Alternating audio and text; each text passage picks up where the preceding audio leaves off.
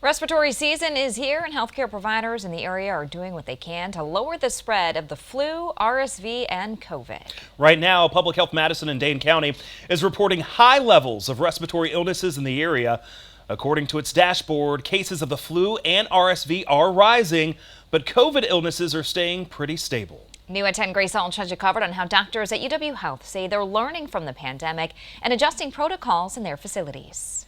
It's pretty reliable that every kind of early winter we start to see an increase in these respiratory viruses. Jeff Potoff with UW Health says he's confident respiratory illness season is officially here, with COVID, RSV, and flu numbers steadily climbing. Potoff says the increases are nowhere near the spikes we saw in 2020, but he and UW Health staff want to keep using the reduction tactics we relied on just a few years ago. Hindsight is always 2020. Now that you come through a pandemic, a lot of us in healthcare, we're looking at each other being like, why did we never mask in the midst of flu season and cold season? UW Health has temporarily adjusted their masking policies for as long as the respiratory season lasts, requiring masks in waiting areas, scheduling areas, and exam rooms.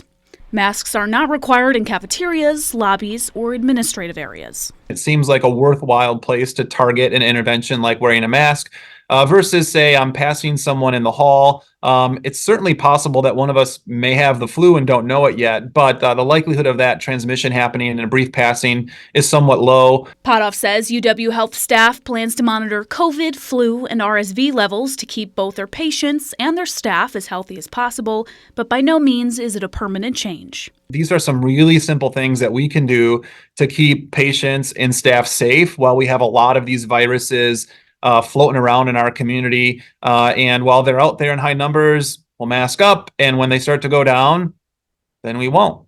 In Madison, Grace Alch, 27 News.